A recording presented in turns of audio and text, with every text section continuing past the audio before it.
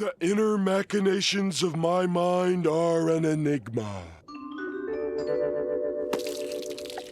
There's some crazy thundering happening right outside my window, so please just ignore that. Hi everybody, welcome back to the My Babysitter's a Vampire channel, where we talk about My Babysitter's a Vampire all day, every day.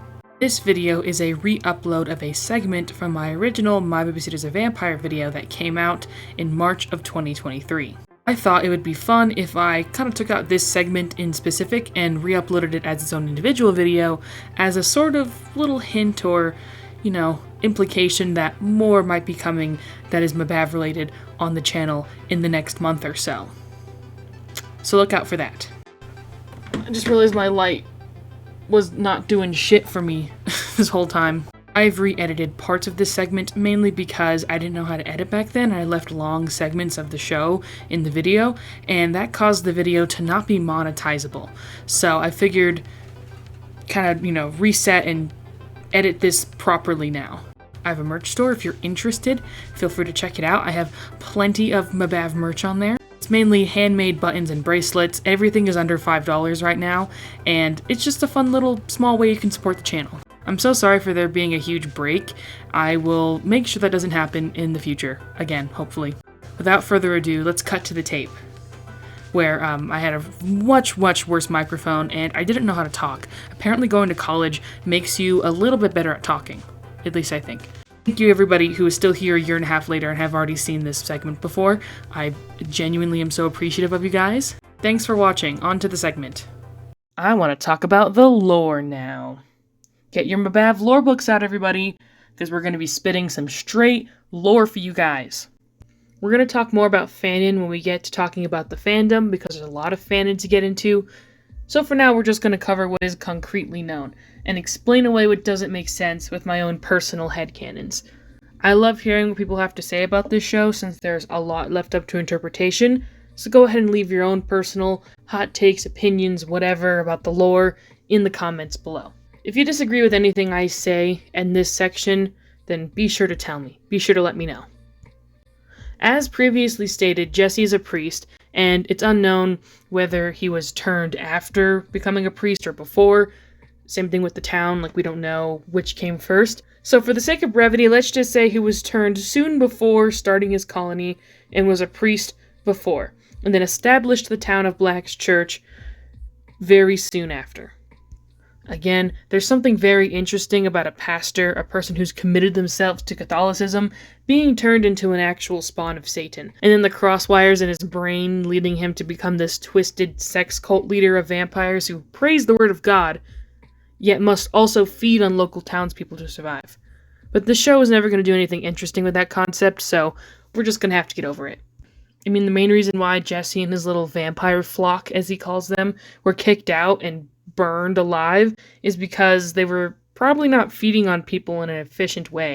I'm assuming back then we were averaging 1 human per vampire, which could easily wipe out an entire colony. So no wonder they were seen as such a nuisance. Nowadays you can just take a little nibble out of a human and then, they're perfectly fine and alive. But considering it was so scarce back in the day, you would have to kill an entire person just to get your sustenance. Also, blood bags and blood secret delivery people and vampire restaurants, which also exist in this universe, did not exist back then, I'm going to assume. So I think vampires are a lot more eco-friendly now. That is if we're averaging 1 human per vampire feeding time. Especially at the same time as, not proper plumbing or hospitals and stuff. I don't know, my high school skipped over the 19th century entirely and just went straight to World War I, so vampires are probably the most important creatures to mention first, so let's start there. To become a vampire, a person first must be bitten on the neck or wrist, although I'm assuming any major vein would work just as well, in which they become a fledgling, a sort of half-vampire. From what I can tell, the only thing that makes a fledgling different from a normal vampire is that they can't fly. It's also not clear on the whole mirror thing when it comes to fledglings versus vampires, since in the movie in Season 1 we really only see Sarah in a mirror or a photo, and she flickers when she's in those, but she is a fledgling during that time. We never see Rory or Erica, who are full vampires, in photos or in front of a mirror during those first 2 parts of the series.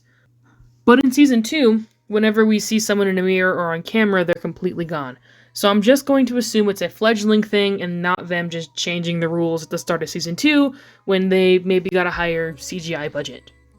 Also in the movie, Rory is just fully on camera for no reason, so they really fumbled the bag on that one. I'll just pretend I didn't see it, guys, don't worry. According to Sarah in the movie, a fledgling has 28 days to drink human blood, thus completing the transformation, and if they don't, they'll die. It's then explained in season 2 that vampires have a sort of inner dark energy within them that keeps their bodies alive, and it's unclear whether they still retain their souls or not after fully turning. Characters will refer to vampires as soulless undead creatures of the night, and when Sarah kills Wen in the movie, she describes to Benny and Ethan that he didn't die technically since he was already undead, but that he went to a limbo for souls, as she calls it. So it can be theorized that there are some dark energy that takes the place of their soul, or at least covers their soul, which allows them to roam the mortal plane with their still personality and state of being, while still being dead. It's described that vampires have a venom which turns a person when they bite them, and it seems that the only way a person can be saved from being turned is for another vampire to drink their blood before it enters their entire bloodstream. This concept is very common amongst vampire media, but they never explain it in the show when it happens, so I can see people being confused when Ethan gets saved by Sarah drinking his blood. If you haven't seen previous vampire IPs like Twilight, they don't really hold your hand or explain the rules and regulations. They just kind of appear when they do, and then they pretty consistently stick to those rules. Unless there's errors, but again, we won't talk about those. Only briefly do they mention venom, so I don't know how much detail to describe in that element. I think most of this I've made up on my own, because a lot of this is mentioned through one-off lines and quick moments. Like I said, they don't explain much. They're too busy fighting toilet gators, baby. They don't have time to explain the lore. Also, the whole dark energy stuff is season 2 lore, by the way. Just wanted to let you know. They started mentioning that in season 2 to build up to the whole Lucifractor plot line, which I literally can't get into right now, so we'll talk about later. So just know that magical beings have a sort of hatred for vampires, which, fair enough. So they've created an element that can kill a vampire by, absorbing, I guess, its dark energy. The Lucifractor is able to harness such energy, if that makes sense. I guess this dark energy is admitted into the bloodstream through the venom, so there you go. By the way, if I can go on a tangent real quick, I see a lot of people saying when Ethan is about to get turned into a vampire and then Sarah has to drink his blood to save his life, thus turning her into a full vampire and no longer a fledgling. I see a lot of people saying, Erica was right there, how come she didn't drink his blood? And I'm like, you guys, you need to realistically think about this, okay? One, it was always intended, I'm assuming, that by the end of season 1, Sarah would become a full vampire. It was kind of ridiculous that she spent the entirety of season 1 not being a full vampire. And 2, in my personal opinion, I don't think Erica would have really wanted to save Ethan's life, if I'm being honest. I mean, I know it was a spur-of-the-moment thing, so she didn't really have time to, think it through, but Erica loves being a vampire so much that I wouldn't be surprised if in the moment situation like that, she wouldn't just kind of let it happen and be like, whoops, Maybe that's just me, though. Maybe Sarah immediately ran to do it, and Erica didn't stop her because Erica wants Sarah to be a full vampire, too. So this is kind of like a perfect situation. Like, okay, Ethan's not a vampire, Sarah is a full vampire. So it's like, why would she stop Sarah and be like, no, let me do it? Like, the entire season, she's been trying to kind of force Sarah to live this full vamp lifestyle that she doesn't want to live. So to me, it makes all the sense in the world that she would let Sarah do it all and then have that whole plot line be finished off. At least that's my opinion. Anyways, back to the lore. Like I said earlier, even though they don't go too deep into it, an underlying theme of the show, especially in season 2, is that magical beings like spellmasters and earth priests or whatever they're called do not like vampires all that much and kind of see them as freaks of nature. I think the reason why vampires as a whole in media have been characterized as super emo is because they've kind of been hated by every other form of movie monster that exists. Werewolves are the most popular one, and, werewolves do exist in mbav. But they're not reoccurring enough for that to be, super involved. I mean, I guess werewolves can be either, classic movie monster, ginormous wolf type beings, or they can be cute fluffy dogs, depending on what joke they want to tell. Grandma Weir describes in other episodes how there's a balance that must be maintained in the world, and how things that upset the balance could cause an equal and opposite reaction. Evelyn said this in reference to Benny wanting to fuck every high school girl in existence, but I think this definitely applies to the ending of the show as well. Stern takes over the town because of the intense uptick in vampires in Jesse's wake. But I'm getting ahead of myself. As for rules regarding full vampires, all of the most stereotypical rules do apply, and I think that's done both for novelty as well as to make the series seem like a more legitimate vampire show. I can see the writers in their houses now, slouched over in their recliners, watching Twilight with their girlfriends or something, screaming and throwing pillows at the TV as Edward is nothing like a Bela Lugosi-style movie monster and is basically just an immortal, sparkly cannibal, putting pen to paper, ready to bring their hot takes to the writer's room the next day. Vampires are immortal and self-regenerate. The only evidence we see on screen of vampires regenerating is quick moments with Rory where he describes how he had lost a few fingers. Also, Erica does stab him, so I guess that's important to remember as well. It's not even like an intense stabbing, it's like a light stab, you know? So even though they don't show it, because this is a kid's show, you could shoot a vampire and they would heal from it in this series. Don't know why you would need to. Actually, a lot of problems in this show would be solved if they were allowed to have guns. Not saying that I want them to have guns, though. The characters are supposed to be immortal, but they were played by actual teenage actors, so they aged rapidly between the movie and seasons. So I won't blame the show for that. I commend them for not hiring adults to play their high school-aged characters. Plus, they don't get old enough to look unrealistic, in my opinion. Like, Cameron Kennedy looks extremely different from the movie to season 1 to season 2, but he looks like a 15-year-old in all iterations, so it's not that upsetting. But I think the actor's portrayal did a lot to aid in that. Vampires also seem to be cured of all human ailments, like poor vision, asthma, most likely any illnesses. I find it very funny, actually, that Cameron Kennedy actually does need glasses to see in real life, and played a character on the show that used to need them, but no longer does. So he had to wear contacts when filming, or just be blind on set. It's beautiful. Shakespearean, even. Here are what we know as the vampire's weaknesses. Holy water, garlic, the sun, kind of, and being staked in the heart with something wooden.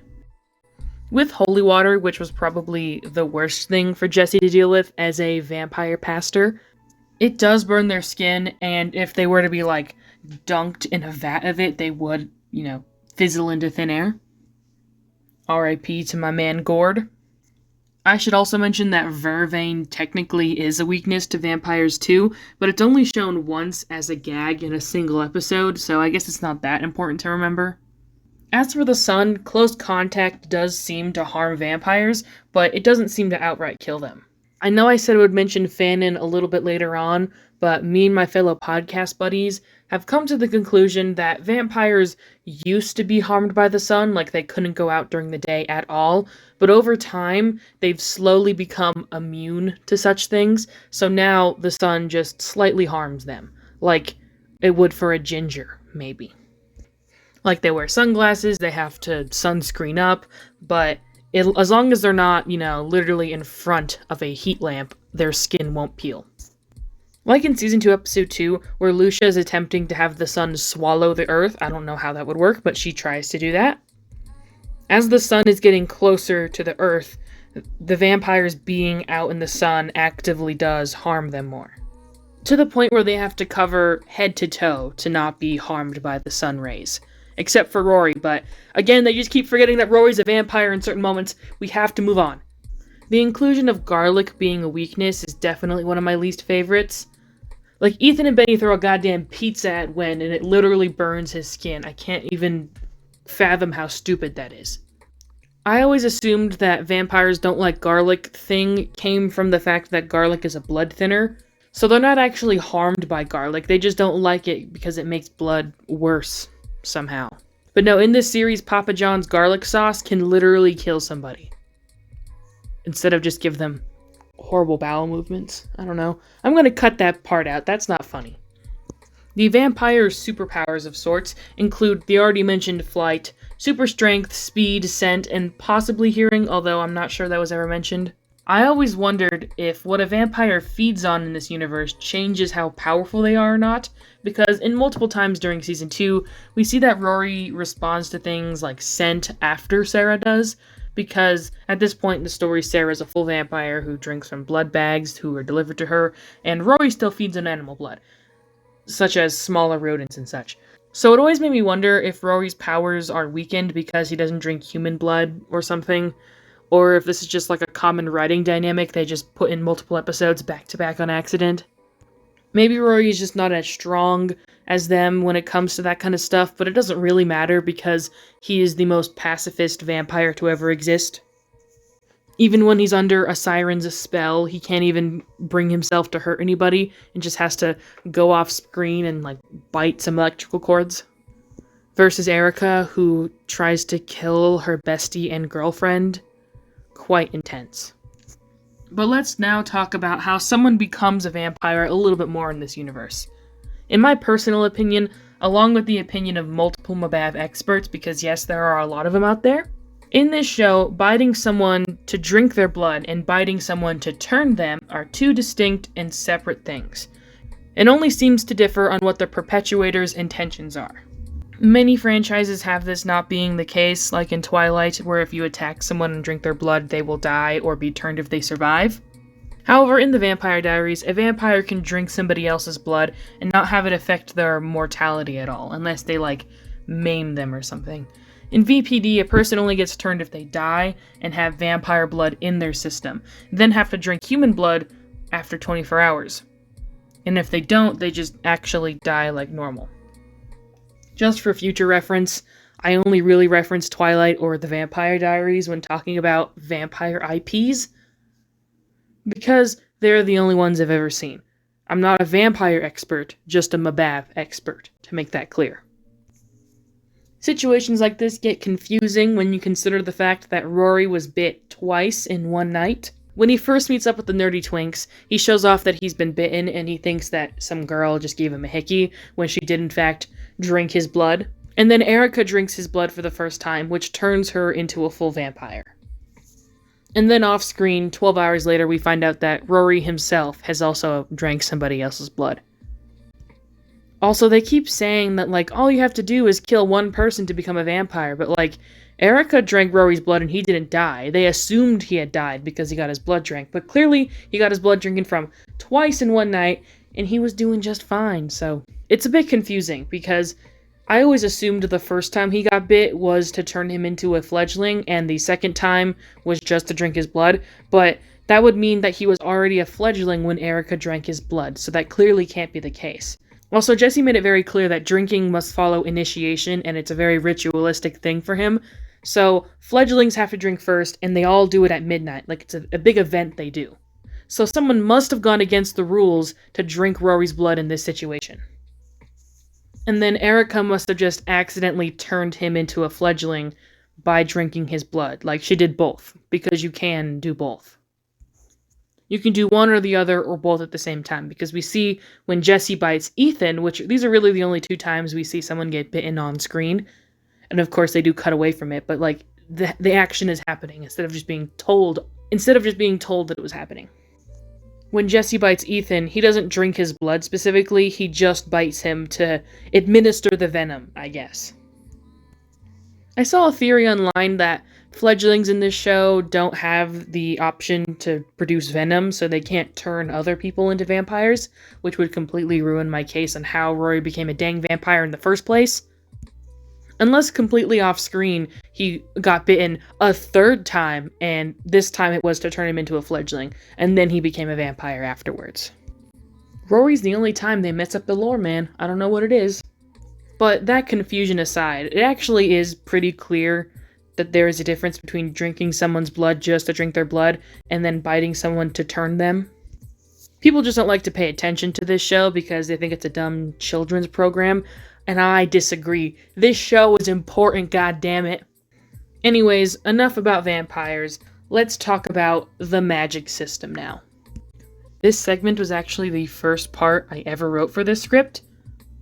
A little behind the scenes info: on Halloween night, I decided I wanted to make this video, so I sat down and I wrote this whole magic system section out, as well as a little bit of some other parts that we've read previously.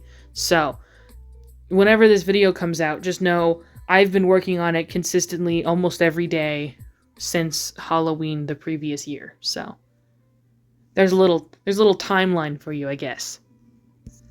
In the movie, it's dropped very casually in the third act that Benny and his grandmother are practicing Wiccans, and when we see his house later on, it's covered in all this cool witchy memorabilia around the place. So it just makes me wonder how this was explained away before the big reveal that Benny could do magic. Like, did he just think his grandmother was like a Halloween Town stan or something? And when I say they're Wiccans, that's not entirely true. In an article published by Teletoon where they interviewed Tim Burns, he stated vaguely that the magic system in mbav was based off of Wiccan culture. Ideas like Benny's grandmother being a Wiccan Earth priestess started to spin into it because I mistakenly thought the vampire craze would have played itself out 2 years from then. Which could possibly mean that that's where some of the imagery and some ideology comes from. Personally, I know close to nothing about Wiccan culture, so I'm not saying any of this is good representation of the craft at all, or is even representation at all. I'm just sharing what the creators originally stated as their inspiration. The magic system is actually quite interesting. It has a lot to do with the balance of nature and elements, like I said earlier. But Benny is a nerd who loves science fiction and Star Wars, so it seems like he doesn't get any of it at all. And Benny is pretty bad at magic for the entirety of Season 1. He can only do small appearance spells, and the narrative generally doesn't do much with the fact that, he can do magic. Season 2 does see more of Benny's magical skills develop in a way that I think proves that the show planned to do more with it. Same goes for Ethan's seer powers, but Season 2, talk about it later.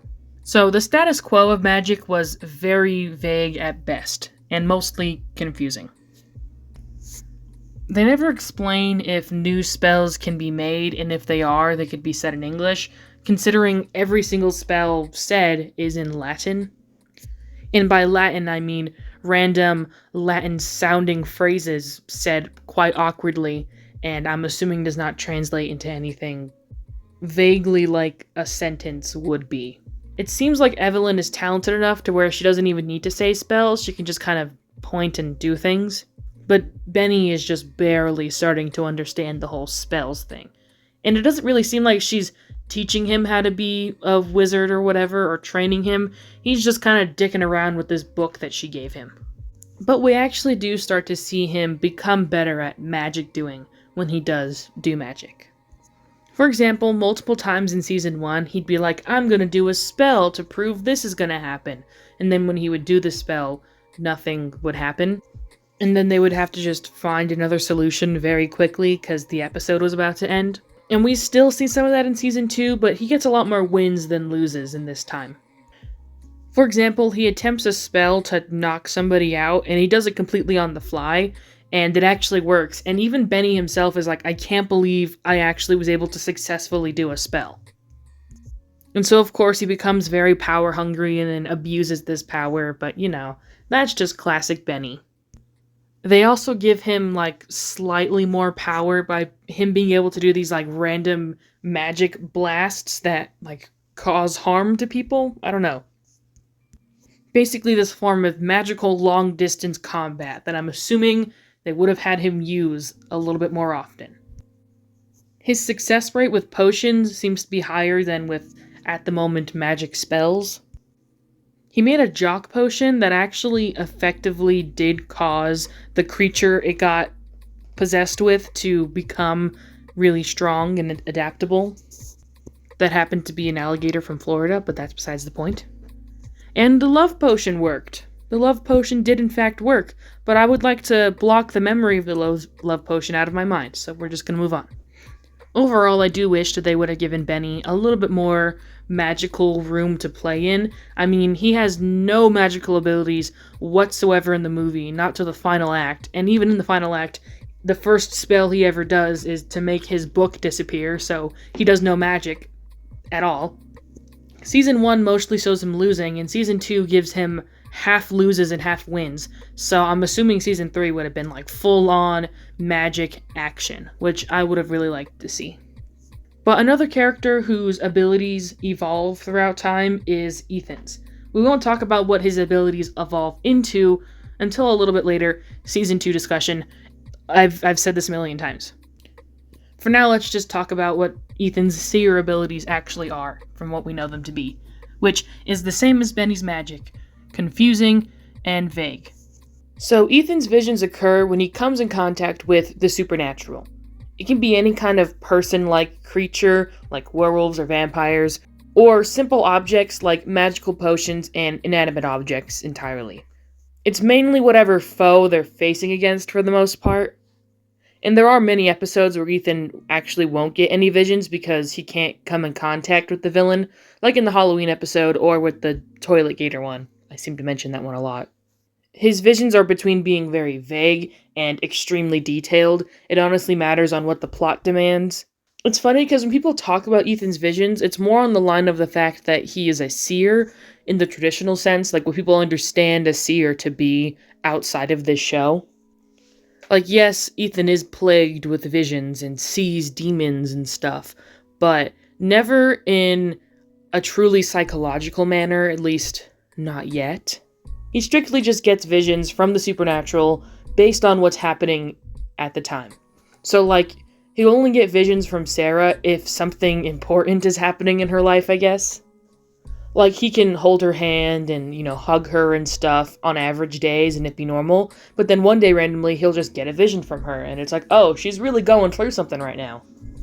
It's actually a little bit more like That's So Raven than it is The Sixth Sense, if that makes sense. Either way, his visions will vary from blurry images of fruit to full HD scenes of characters doing actions that hint at the future. They'll hint at the thing he's interacting with or point to the future. I really like that Ethan is a seer, personally. I mentioned it earlier. Like I said earlier, it gives him the role of leader in the group, and I think it works out pretty well. It also might be because he is, like, the smartest one of the group, if you were to talk on that binary sense. Because when there are temptresses and spells and stuff, they seem to wear off faster with Ethan.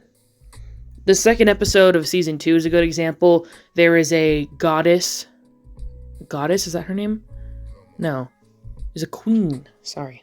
Principal Hicks, are you sure you're cool with this? Lucia is my queen. I am her throne. Please be seated, my queen. Excellent.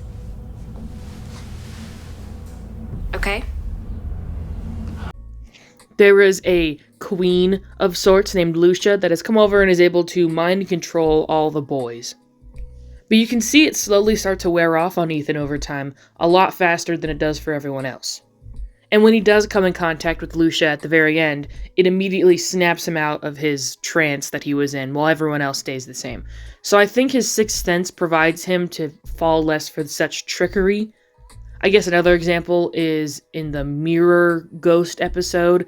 A ghost haunts a mirror, and they appear as someone's reflection and then talk to them through their own voice. And so then leading the person to do whatever the ghost wants them to because they think they're just telling themselves these things when it's really some evil being. This ghost tries to do this to Ethan, but he immediately notices that something's weird and then he gets brought into the mirror, but that's besides the point. Either way, it proves that Ethan does have a lot more mind about him when it comes to these things and is actually a lot more level-headed and trustworthy compared to everyone else. This will come back around later. So there's the lore segment. Like I said, a lot of this stuff is either headcanons or just well-known assumptions in the fandom. That term is actually fanon, so fan-interpreted canon that in some ways can even become official canon over time. Thank you guys for watching. I really appreciate it. Now, since I mentioned talking about the Season 2 finale and Season 3 possible continuations a lot in this segment, you can go watch the original video where I actually do extrapolate on that. I'll put a link in the description and I'll put it on the screen at the end of the video.